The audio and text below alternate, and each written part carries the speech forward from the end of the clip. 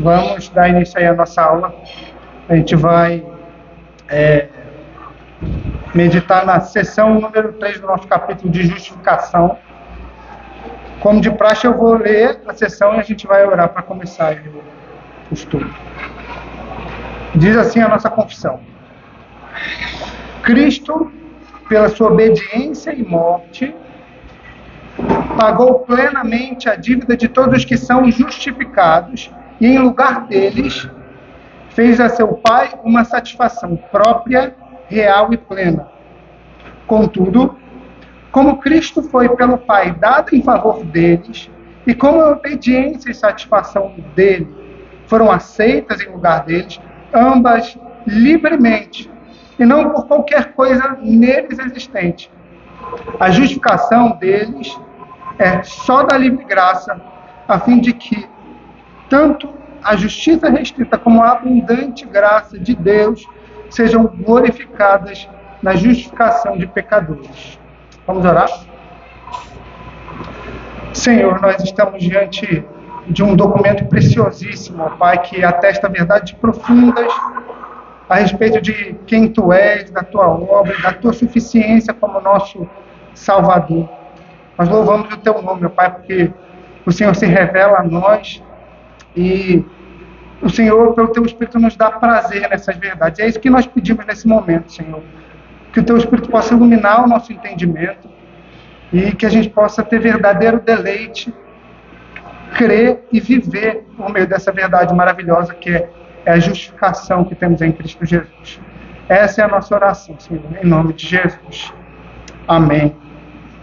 Então, meus irmãos, essa já é a terceira sessão e a gente viu até aqui o que é a justificação. Na primeira sessão, o Fernando, se eu não me engano, trabalhou um pouquinho do ato declaratório, desenvolveu lá para o final a questão da santidade, que é requerida dos santos como consequência de um ato previamente, de uma graça previamente concedida ao Senhor, e que vimos também que isso é algo que está condicionado à fé, né?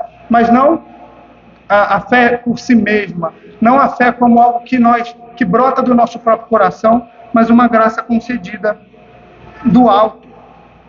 E hoje nós vamos ver qual é a base da nossa justificação. Obviamente, isso já foi tratado anteriormente, e por isso eu, sem fugir do nosso tema, eu queria tratar de outras perspectivas, citando inclusive fatos históricos para enriquecer o que a gente vai ver na Escritura. Tá? Então, se a gente voltar lá para a época da Reforma, a gente vai ver que um dos principais pontos dos reformadores na defesa contra a Igreja Romana era a suficiência de Cristo, né? E a gente vai desenvolver isso. Agora, quando a gente fala sobre justificação, Lutero tem uma frase interessante, a qual ele diz que é por essa doutrina, a justificação pela fé, que a Igreja ou se mantém de pé ou ela cai. E a gente vai trabalhar, inclusive, quão fundamental é essa verdade para a Escritura e para a nossa fé. Tá? E no século XVI, a Igreja Romana, como resposta a tudo que acontecia, né, com relação à Reforma, às doutrinas falsas que a Igreja Romana espalhava pela Europa, como resposta aos reformadores, eles escreveram o Concílio de Trento, no século XVI, que foi, na verdade, a prova cabal de que, a partir daquele momento, a igreja majoritária ela deveria ser dividida. E por isso que nós somos considerados protestantes, porque precisaríamos protestar a origem da nossa salvação, que ela não vem do sacerdócio, que ela não vem por algo que nós possamos fazer, mas que ela provém de Cristo somente. E aí é interessante a gente comentar um pouquinho a respeito dessa palavra, justificação. Né? Eu até estava preparando a aula, e quando eu acabei, eu falei, cara, eu não assisti a aula do Fernando, porque acho que eu estava viajando. Será que ele já falou sobre isso? Aí eu confesso que eu fiquei um pouquinho aliviado quando eu vi que ele não tinha falado. Pronto, vou acrescentar isso. Isso esse entendimento a respeito do que é a palavra justificação, ela dá ainda mais profundidade e luz para o que a Escritura fala. Então, se a gente voltar lá para a história da época da Reforma, a gente vai entender que, na verdade, a Igreja Romana, ela usava a Vulgata, que é uma tradução para o latim da Bíblia grega, e a partir dessa Vulgata, a Igreja Católica fazia os seus estudos. E, de acordo com a Vulgata, a palavra justificação significa tornar justo. E a partir desse entendimento, a Igreja Católica buscava responder a seguinte pergunta: como um homem pecador pode se tornar justo? Isso é extremamente importante. Por quê? A partir disso, eles desenvolveram a seguinte doutrina, de que você precisa ser santo e, através da sua santidade, você vai mostrar a sua justiça. Porque esse era o entendimento da Igreja de Roma. Você precisa, através das suas obras, mostrar que você merece ser justificado. E como isso acontecia na Igreja de Roma? Você tinha 2 passos. O primeiro era o sacramento do batismo. Era necessário que o fiel se achegasse ao padre e dissesse: olha, eu creio em Cristo, eu creio que Ele é o meu Salvador. A gente vai falar um pouquinho sobre isso, mas percebam que, e o Concílio de Trento vai falar sobre isso, a Igreja Católica não anula a fé. A gente vai falar sobre isso mais à frente. Então é necessário que o crente venha, o fiel romano, chegue ao padre e diga: eu creio em Cristo. E a partir da operação, ou seja, a partir do ato externo do batismo, era o padre quem concedia o status de justificado. Então, os romanos até usam essa expressão no latim, ex opere operato, ou seja, pela obra operada. Uma vez que o padre batizou aquele fiel, ele está justificado. E por isso que as sessões anteriores, elas usam a expressão de que a justificação ela não é infusa, porque essa era uma expressão usada pela Igreja Católica para dar a ideia de que ela era derramada, mas dando uma ênfase em um aspecto quantitativo, ou seja, ela poderia crescer ou diminuir, e inclusive a Igreja Romana defendia que o cristão ele poderia perder o seu status de justificado. E aí é interessante porque a Igreja Romana ela fazia divisão entre pecado venial e pecado mortal. O pecado venial seria mais ou menos, só para ilustrar para vocês, algo como o beber vinho. É um pecado que não era tão sério, mas se você ficasse embriagado, você cometia um pecado mortal. Por isso, por cometer um pecado mortal, você perderia o seu status de justificado. Era isso que eles defendiam. Então, o que você precisaria fazer a respeito disso? Porque você perdeu o seu status de justificado e eles não compreendiam como Lutero, né? Como Lutero diz que as Escrituras ensinam, que você é simultaneamente justo e pecador. Eles entendiam que ou você é justo ou você é pecador. Se você cometeu um pecado, você deve procurar o sacerdote para buscar a remissão através desse sacerdote. E como isso acontecia, uma vez que foi cometido um pecado mortal, aí você iria para o segundo sacramento, que é o sacramento da penitência. Os católicos diziam que esse era o único capaz de restaurar o fiel romano ao estado de justificação. Eles chamavam de segunda tábua do justificado, para aqueles que naufragaram na fé. E aí você tinha aspectos importantes, e que a Escritura atesta nesse sacramento que não é bíblico. O fiel ele deveria confessar o seu pecado, por isso que eles têm esse comportamento do confessionário.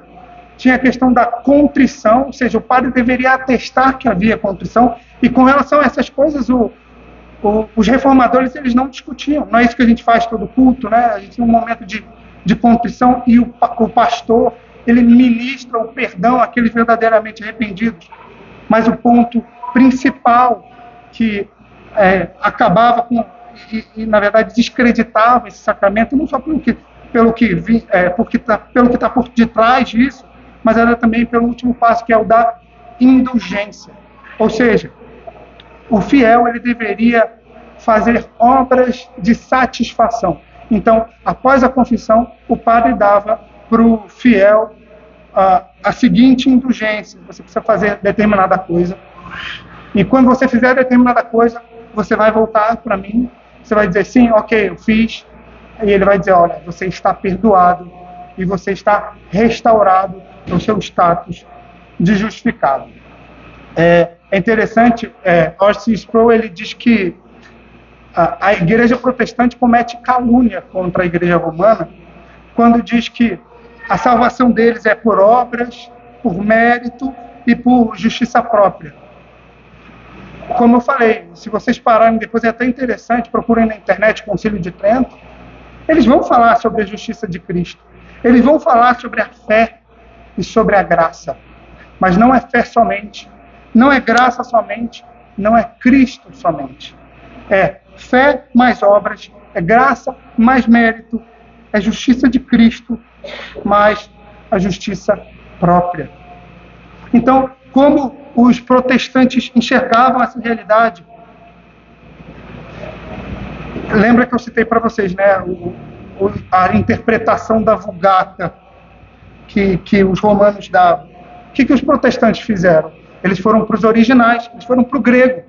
E a palavra no grego eu vou tentar aqui pronunciar, com certeza vai estar errado, dikaiosune, que significa declarar justo. Repara que isso muda completamente a perspectiva.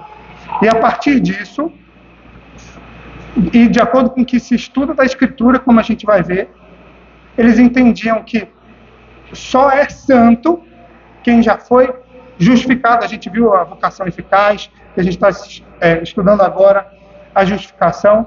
Então, o justificado, ele consequentemente vai ser santo. A santidade não é previamente requerida.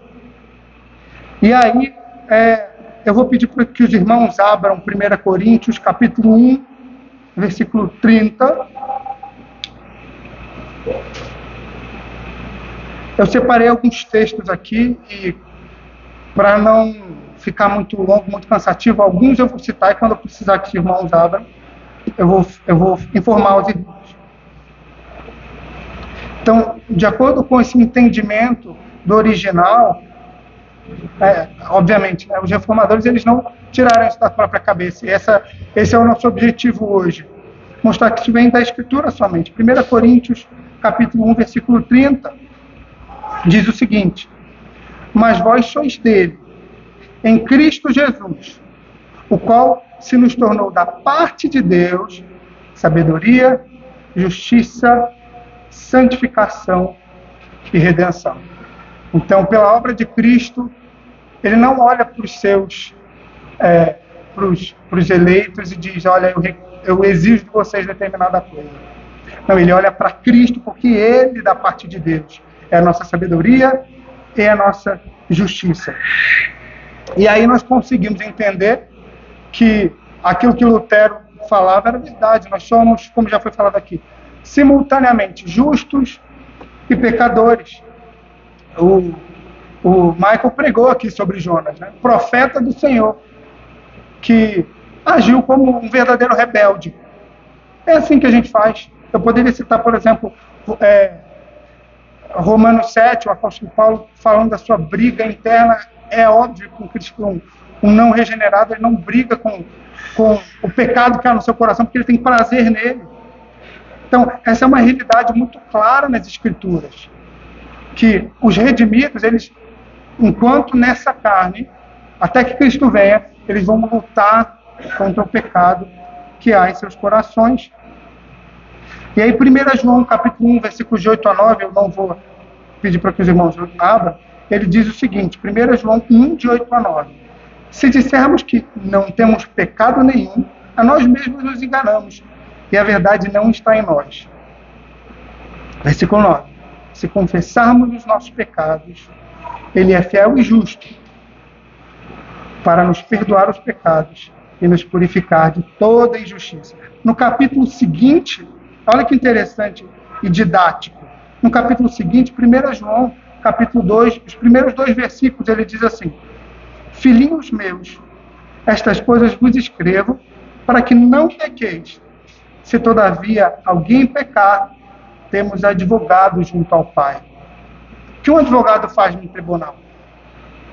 Ele defende a causa do seu cliente. Mas esse advogado aqui, ele é diferente. Olha o que diz a Escritura. Temos um advogado junto ao Pai, Jesus Cristo, o justo. Ele é a propiciação pelos nossos pecados. Ele é a oferta. Ou seja, o que ele fez será imputado a nós. Esse não é um advogado qualquer. A sua justiça, a sua obediência é imputada. Amém. Então, o que os romanos vão dizer? Sejam justos para que vocês sejam santos para que vocês sejam justificados. O que a Escritura vai dizer é: a justiça de Cristo pela graça te foi imputada. Abram aí Romanos capítulo 4, versículos de 6 a 8.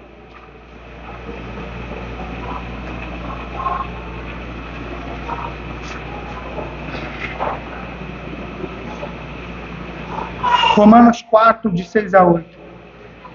E é assim também que Davi declara ser bem-aventurado o homem a quem Deus atribui justiça. Aí o ato declaratório, de transferir, o ato forense, declarativo, independentemente das obras. Bem-aventurados aqueles cujas iniquidades são perdoadas e cujos pecados são cobertos. Bem-aventurado o homem a quem o Senhor jamais imputará pecado. A própria Escritura diz que todos pecaram, carecem da glória de Deus. Como assim, Senhor Deus não vai imputar pecado a um pecador? É por conta do advogado, que é a nossa propiciação. Queria citar mais um texto, Romanos 3, eu vou ler rapidamente, de 21 a 26. E a gente vai entrando na segunda metade do estudo, porque eu queria trabalhar rapidamente, na próxima sessão a gente vai falar no próximo capítulo a gente vai falar sobre fé. Então eu não queria me aprofundar, mas eu não posso passar por essa sessão sem falar do instrumento que é a fé. Então eu vou falar sobre isso rapidamente. Mas olha o que diz Romanos 3, de 21 a 26. Mas agora, sem lei, se manifestou a justiça de Deus, testemunhada pela lei e pelos profetas. Quando ele fala de agora, sem lei, se manifestou a justiça de Deus, é algo separado da sua justiça pessoal. Tá? A justiça de Deus, mediante a fé em Cristo, para todos os que creem. E não há distinção, pois todos pecaram e carecem da glória de Deus, sendo justificados gratuitamente, de novo, por sua graça, mediante a redenção que há em Cristo Jesus. Ou seja, essa redenção só é levada a cabo porque ela foi feita perfeitamente por Cristo e ela é aplicada pelo Espírito. Então, na religião romana, acho que dá para perceber isso claramente, a glória de Cristo e da redenção do seu trabalho glorioso, ela é dividida com o homem. E isso é muito grave, porque você está usurpando de Deus a glória que pertence a Ele. E essa é a glória do Evangelho. Qual é a boa notícia? Homens e mulheres que estão mortos em seus delitos e pecados, mas que foram alcançados pela graça de Deus e pela graça enxertados à família do Senhor e considerados justos. Atos 4,12 diz que não há salvação em nenhum outro, porque abaixo do céu não existe nenhum outro nome dado entre os homens pelo qual importa que sejamos salvos. E há alguns anos eu me interessei bastante por história, eu não sei nem metade do que eu deveria, mas eu amo a história da igreja, e um dos motivos pelos quais eu amo ela é porque a gente aprende muita coisa. Inclusive a gente aprende a não cometer os mesmos erros do passado. E o que a gente tem visto hoje na igreja evangélica é uma larga defesa da teologia arminiana. Nós vemos nas Assembleias de Deus, igreja quadrangular, metodista, as batistas, igreja presbiteriana, defende teologia arminiana, que ela vai defender, sendo simplório e raso, é basicamente que você tem o livre-arbítrio e que Cristo morreu por todos, e aí ele deixa livre a oferta de redenção, e aí você precisa se achegar a Ele, escolhê-lo como seu Salvador. E o que eles dizem que é interessante, né?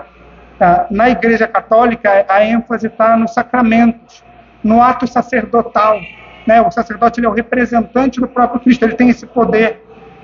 Mas o que a gente vê hoje nas nossas igrejas é que a fé, ela é a justiça pessoal desses crentes. Então, se eu tenho fé, eu estou justificado. Na verdade, isso é uma verdade, de certa forma, mas eles argumentam isso como se fosse algo que eu escolhi ter. Eu creio em Cristo, e por isso, pelo que eu fiz, pela minha escolha, o Senhor vai me presentear com a justificação. E não é o que a Escritura fala. A Escritura fala que a fé é apenas um instrumento. E olha o que diz a nossa confissão, no capítulo 14, seção 1. Ela trata a graça, ela diz o seguinte: a graça da fé, ou seja, graça, né? Favor imerecido, algo que você recebeu, pela qual os eleitos são habilitados a crer para a salvação de suas almas. Ela é obra do Espírito que Cristo faz no coração deles. Então eu creio, porque Cristo me escolheu antes da fundação do mundo. Na seção 2 do capítulo 14, ela diz que, por essa fé, o cristão, segundo a autoridade do mesmo Deus que fala em sua palavra, crê ser verdade tudo quanto nela é revelado. Então, o Espírito age em meu coração e aquelas palavras que eram loucura para mim passam a ser verdade absoluta e suficiente. Né? Porque, eu não sei se vocês lembram o que eu citei da igreja romana, né? Os arminianos defendem exatamente a mesma coisa. Eles vão citar fé, eles vão citar graça, e eles vão citar a justiça de Cristo. Mas eles vão citar também as suas obras, eles vão citar os seus méritos, e eles vão citar a justiça própria. Então, Efésios 2 deixa muito claro, né? Pela graça sois salvos mediante a fé, e isso não vem de vós, é dom de Deus. Eu gosto de citar um texto de Judas, capítulo 1, versículo 24. Eu vou citar mais na frente alguns textos do Antigo Testamento rapidamente, mas o que está por detrás desse texto, a Escritura está cheia disso, em que ela não fala diretamente, mas pela leitura você percebe a realidade que a Escritura quer mostrar. Ele diz o seguinte: ora, aquele que é poderoso para vos apresentar com exultação, imaculados diante da sua glória. Ele tem poder para nos apresentar sem mácula, nem ruga, diante de Deus. Aí ele diz no texto: mediante Cristo Jesus. Ou seja, você não teve absolutamente nada a ver com isso. Mesmo a sua fé, ela provém de Deus, ela é uma graça concedida pelo Senhor. E eu cito o texto de Romanos 3, eu queria que os irmãos abrissem esse texto. Romanos 3, versículos 27 a 31.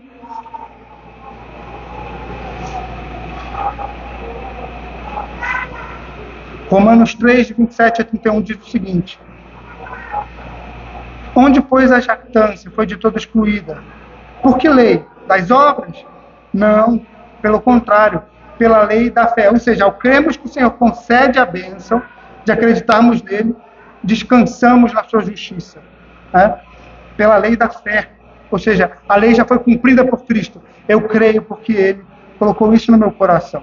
Concluímos, pois, versículo 28, que o homem é justificado pela fé, independentemente das obras da lei. Versículo 30, visto que Deus é um só, o qual justificará por fé o circunciso e mediante a fé o incircunciso. Anulamos, pois, a lei pela fé? Não, de maneira nenhuma. Confirmamos a lei. E a gente confirma a lei em dois aspectos. Primeiro, Cristo cumpriu ela por mim. Segundo, como ato de gratidão ao meu Senhor. E por saber que essa lei, ela me mostra a imagem, a glória desse Cristo. Eu vou segui-lo e eu tenho amor por essa lei. Como diz, né, a nossa sessão, Cristo, pela sua obediência e morte, pagou plenamente a dívida para os justificados. Olha o que Martin Lloyd-Jones diz a respeito desse entendimento errado da fé. Ele diz o seguinte: se sou justificado devido à minha fé, ou porque exerço a fé, então a minha salvação é definitivamente por meio de obras. E Deus me justifica em virtude dessa obra que eu tenho realizado, a qual eu chamo de fé. As Escrituras, porém, não afirmam que sou justificado devido à minha fé ou porque estou exercendo a fé. Ela diz que sou justificado por fé, o que significa que a fé é um instrumento, e nada além de um instrumento, por meio do qual sou capacitado a receber a justiça de Deus que Ele me comunica. Então, para vocês entenderem que a reforma, na verdade, não acabou, né? E recentemente, no século XIX, século XVIII, século XIX mais ou menos, foi cunhada uma frase que muitos atribuem à reforma de igreja, não vou tentar o latim dessa vez, igreja reformada sempre reformando. E qual é a necessidade? E esse foi o grande legado que esses reformadores deixaram para a gente. Escritura somente, ela é suficiente, ou seja, Cristo somente, graça somente, a justiça dele somente e nada mais. E o que essas duas teologias têm em comum?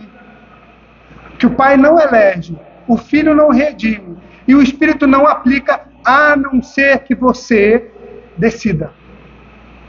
Desculpem ser meio extremista aqui, mas isso é praticamente uma quarta pessoa da Trindade. A obra do Deus Santo, poderoso, todo-poderoso, ela está submissa à sua vontade. A obra de Cristo não tem validade se você não escolher dar validade a ela. Isso é muito sério. Isso é muito sério. Não sei se isso já aconteceu com vocês, comigo algumas vezes. Eu trabalhava em banco, né? Tinha que bater meta e corria atrás de contato, fazia oferta e tal. Acabava o dia, eu tinha trabalhado, montado o meu melhor, com a consciência tranquila diante do Senhor. E o meu chefe perguntava: e aí, vendeu o quê? Ah, só vendi uma coisa, eu não vendi nada. Então você jogou o seu dia de trabalho fora. E, na verdade, da perspectiva do meu chefe, o meu trabalho foi inútil, porque o objetivo para o qual eu estava ali trabalhando não foi alcançado. E é isso que acontece de acordo com a teologia romana, com a teologia arminiana.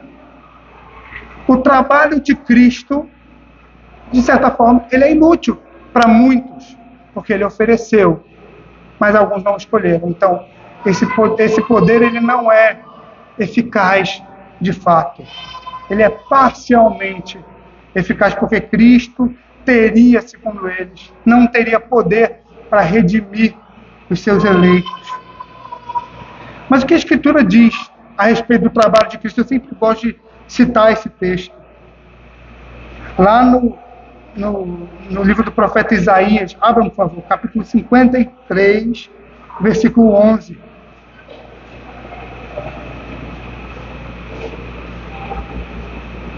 É meio de 15, que é o meu horário. Isaías 53, versículo 11. Olha o que o profeta diz: ele verá o fruto do penoso trabalho de sua alma e ficará satisfeito. naquele dia que eu trabalhei pra caramba, não vendi nada, eu não fiquei satisfeito. Eu trabalhei, eu fiz o meu melhor, mas eu não fiquei satisfeito, porque eu sabia que eu não tinha atingido o objetivo. E o Senhor Jesus, ao ver o fruto do penoso trabalho da sua alma, ficará satisfeito. O meu servo, o justo, com seu conhecimento, justificará muitos, porque as iniquidades deles levará sobre si.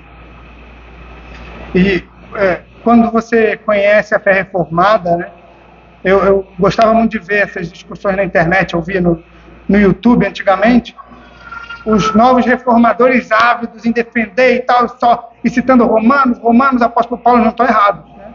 Romanos é um livro muito claro com relação a essa verdade. Mas a Escritura, desde o início, está cheia dessa verdade. Da verdade de que isso é um ato da livre graça e que a gente não pode contribuir 1 centímetro à nossa salvação.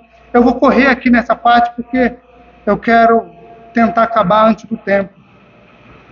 Vocês lembram em Gênesis, capítulo 3, a promessa do Evangelho não tinha nem sido dada. Adão e Eva pecam, Adão colhe folhas de figueira para se cobrir, e quando o Senhor aparece a Adão e Eva, o que ele faz no versículo 21? Ele tira deles a folha de figueira e dá a eles uma pele de animal. O que você tem aqui? O primeiro sacrifício da história. É o primeiro caso registrado, apontando para o quê? Para remissão. Olha que o Senhor Jesus poderia ter omitido o fato de que Adão colheu para si folhas de figueira para cobrir o seu pecado. Mas ele fez questão de deixar isso no livro inspirado, para mostrar que, por meio do sacrifício do cordeiro, derramamento de sangue, e só por isso, você tem seus pecados, a sua vergonha coberta. Essa é a realidade que é mostrada aqui. Gênesis 3, muito longe do apóstolo Paulo. A Escritura está cheia de texto a respeito disso. Eu queria citar o texto da Páscoa, Êxodo capítulo 12. Eu vou abrir esse texto aqui.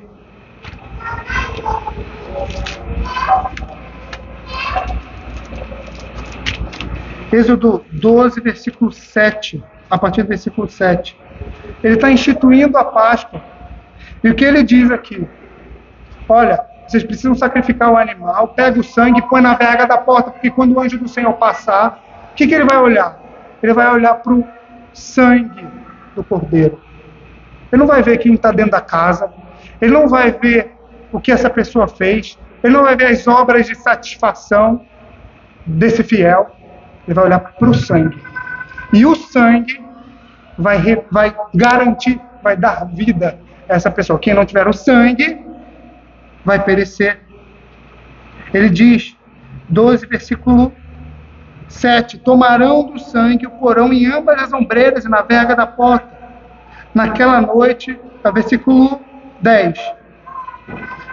Versículo 12. Porque naquela noite passarei pela terra do Egito e ferirei na terra do Egito todos os primogênitos, desde os homens até os animais. Executarei juízo sobre todos os deuses do Egito. Eu sou o Senhor. Versículo 13. O sangue vos será por sinal nas casas em que estiverdes. Quando eu vir o sangue, passarei por vós. E não haverá entre vós praga destruidora. É o sangue do Cordeiro somente. O profeta, eu citei Gênesis, citei Êxodo, novamente o profeta Isaías, não precisam abrir, capítulo 53, versículo 10, ele diz o seguinte, a partir do versículo 10, todavia o Senhor agradou moê-lo, fazendo-o enfermar, quando ele der a sua alma como propiciação, olha o advogado aí, como oferta pelo pecado, verá a sua posteridade e prolongará os seus dias. A vontade do Senhor prosperará. Ou seja, é uma obra eficaz, completamente.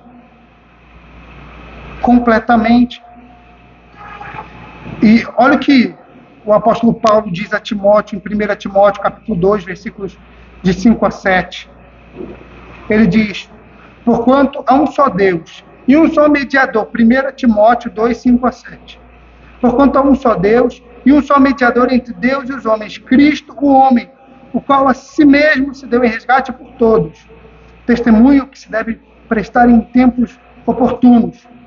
Para isso, fui designado pregador e apóstolo, mestre dos gentios na fé e na verdade, que Cristo é o único mediador, é o único justificador. O que o apóstolo Paulo está dizendo para Timóteo é, essa verdade aqui ela é basilar, ela é essencial, sem ela você não tem o evangelho, sem ela você não tem a glória de Cristo, da sua obra. Por último dos textos nessa sequência, a partir de Gênesis, Hebreus 10, versículos 10 e 14. Nessa vontade é que temos sido santificados. Olha a ordem que a Escritura coloca. Mediante a oferta do corpo de Cristo Jesus, uma vez por todas, é suficiente. Porque com uma única oferta, ou seja, de uma vez por todas, sem indulgência, sem obra de satisfação, aperfeiçoou para sempre quantos estão sendo santificados. Então é porque você foi justificado, porque você é justificado, você não pode perder isso, que você será santificado. Ou seja, é uma obra plena, real e completa. Isso é muito sério, como eu já citei, meus irmãos, porque, reparem, isso não apenas tira de Cristo, mas aumenta da nossa parte. E é por isso, esse é um dos motivos pelos quais a gente tem hoje a teologia coach, ou porque o evangelicalismo brasileiro exalta tanto o homem. Não apenas para aplacar sua consciência, mas porque ele é colocado num lugar de majestade nesse evangelho. Em que, como eu já falei, esse Deus precisa do homem para dar efeito, para dar sentido à sua obra. O que o apóstolo Paulo diz sobre isso em Gálatas 1:8? Ele diz, se ainda que nós, ou mesmo um anjo vindo do céu, vos pregue o evangelho que vá além do que vos temos pregado, seja anátema. Essa deve ser uma doutrina rejeitada pela igreja. Não à toa aconteceu o que aconteceu no século XVI com a Reforma Protestante. E, querendo ou não, esse é um documento que é a herança dos reformadores. Essa obra ela é perfeita porque ela flui dele e da sua graça benevolente para com os seus, para com os santos. Caminhando para o final, meus irmãos, queria fazer 2 aplicações rapidamente. Acho que eu vou conseguir até acabar antes do tempo. Que bom. Com a seguinte pergunta, a primeira aplicação: qual é a disposição de coração que um justificado deve ter? Abram aí Lucas 18, a partir do versículo 10.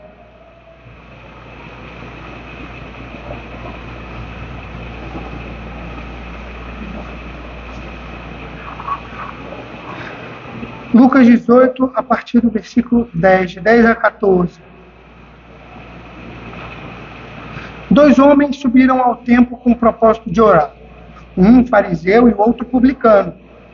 O fariseu, posto de pé, orava de si para si mesmo, desta forma: ó Deus, graças te dou. Olha só como ele é bonzinho, ele dá graças a Deus. Ele reconhece a graça de Deus na vida dele. Como os romanos. Graças te dou, porque não sou como os demais homens, roubadores, injustos, adúlteros, nem ainda como este publicano.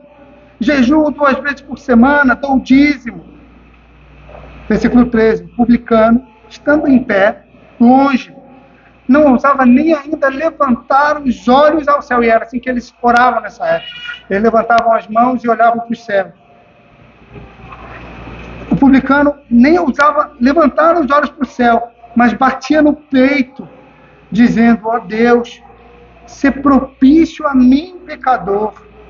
Olha aí, simultaneamente justo e pecador. Digo-vos que este desceu justificado para a sua casa, e não aquele. Porque todo que se exaltar será humilhado, mas que se humilhar será exaltado. Como a gente pode aplicar isso à nossa realidade? Qual é a disposição de um justificado em seu coração? Eu me lembro do que o nosso presbítero tem dito aqui sobre as reuniões de oração que têm sido negligenciadas pela igreja, mas eu não vou falar sobre isso porque ele já falou. O que eu vou dizer é, aqueles que são fiéis a isso, a reunião de oração, ao ouvirem uma repreensão dessa, que naquele momento não cabia a eles, o que eles alimentavam em seu coração? Justiça própria? Bom, eu estou justificado, porque eu vou para a reunião de oração todo domingo. Eu estive aqui no Natal, eu estive aqui no Ano Novo. O Senhor Deus não vai me condenar. Exatamente como o fariseu. Aquele que se humilhar, que reconhecer o seu pecado, a sua miséria, e que buscar fazer o que é certo por amor a Deus, por gratidão a Ele, por amor à sua lei. Esse é o justificado. E aí eu citei o texto de Mateus 7, há uns 2 domingos atrás. Eu não sei se todos tiveram a oportunidade de ouvir, por isso que eu separei esse texto. Mateus 7, 22 e 23. Muitos naquele dia hão de dizer: Senhor, porventura não temos nós profetizado em Teu nome não expelimos demônios, não fizemos milagres? Ou seja, era alguém da convivência da igreja, estava ali no meio do povo. E aí no dia do juízo ele chega a Deus e mostra as suas obras. E que o Senhor vai dizer para esse: jamais apartai-vos de mim, os que praticais a iniquidade, jamais vos conheci, porque esses, eles creem serem salvos por aquilo que eles fazem, e não por quem Cristo é, e pelo que Ele fez por nós. Então, essa é a disposição do coração justificado. Bate no peito, não tem condição sequer de orar, encarando o Senhor Deus espiritualmente, ser propício a mim, pecador. E é nessa perspectiva que o apóstolo Paulo dizia que ele era o maior dos pecadores. Ele não estava fazendo demagogia, ele não estava querendo se mostrar melhor do que os outros. Ele conhecia o seu próprio coração de maneira que ele não conhecia de ninguém que estava à sua volta. E ele olhava para a lei, para a Escritura e falava: Senhor, me livra do corpo dessa morte. Não aguento mais lutar contra o meu pecado. Mas ele dá graças a Deus por Cristo Jesus, lá em Romanos 7. E é assim que você deve ver. Eu costumo dizer, de vez em quando eu comento isso com a Clarinha, a gente deve alimentar isso no nosso coração. Buscar entender, pedir ao Senhor que nos dê entendimento para que a gente nos veja como os maiores de todos os pecadores. Porque ninguém tem acesso ao nosso coração como o Senhor tem, e em segundo lugar, como nós temos. E por isso, à luz da Escritura, a gente deve clamar pela graça e crer nessa justiça. E em segundo lugar, partindo para o final, crer na doutrina da justificação não te justifica. Isso é uma coisa que precisa estar encravado no nosso coração. Algumas verdades do Evangelho a gente consegue, são mais palpáveis para a gente, né? Então, a depravação total a gente consegue sentir perfeitamente. A gente luta semanas, meses com o mesmo pecado, não consegue vencer. É porque Adão nos representou e nós herdamos dele o pecado original.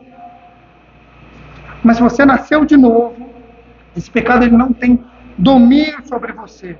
Você luta contra esse pecado e ele o vence. E como isso se dá na prática? Como eu tenho certeza dessa justificação? Como eu disse, né? Se você olha para os seus pecados, tem vergonha, ojeriza, mas não os teme, porque sabe que eles foram encravados na cruz de Cristo. Você sabe que eles não vão servir para te condenar, porque Cristo é o seu advogado. que é a oferta pelos seus pecados. E a nossa consciência ela é poderosa nesse sentido, porque na maioria dos cristãos, quando a gente olhar para dentro de nós, a gente vai conseguir avaliar isso. O meu pecado, por maior que ele seja, eu não vou ter medo. E por menor que ele possa ser aos nossos olhos, eu vou odiá-lo.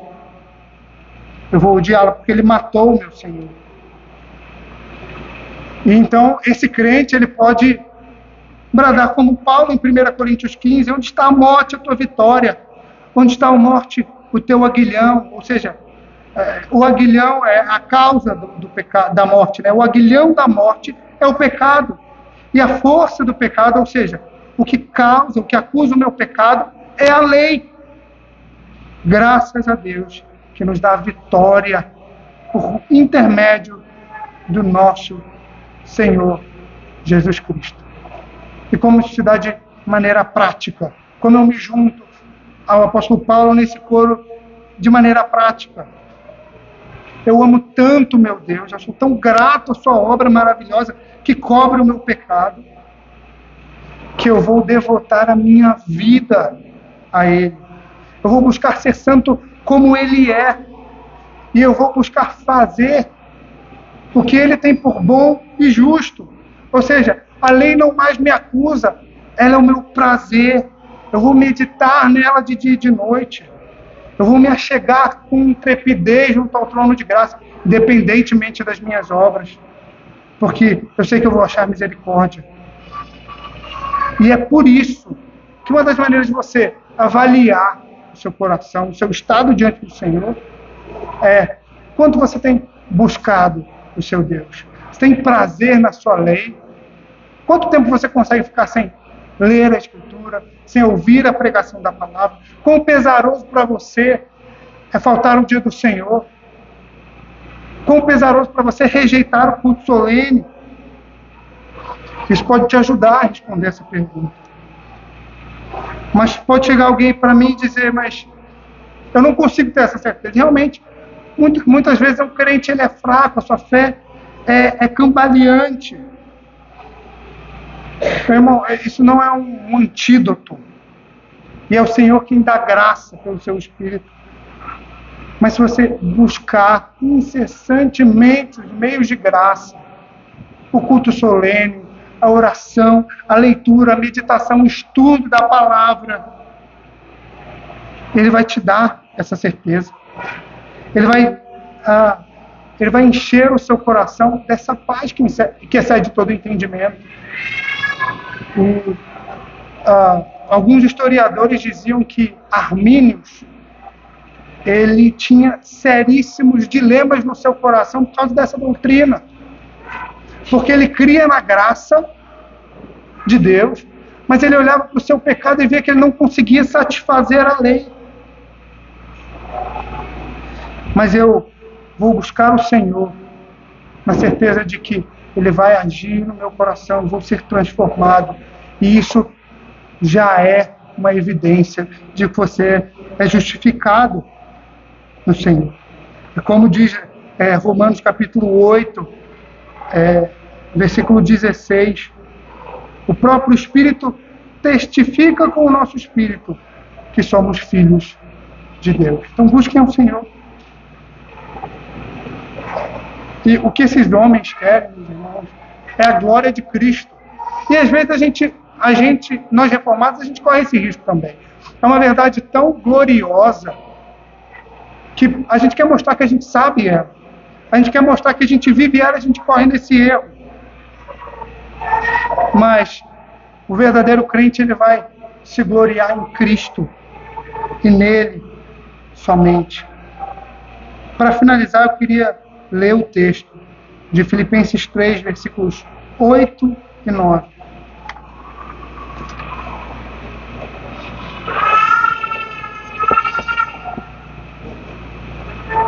Que diz o seguinte, Filipenses 3, versículos de 8 e 9.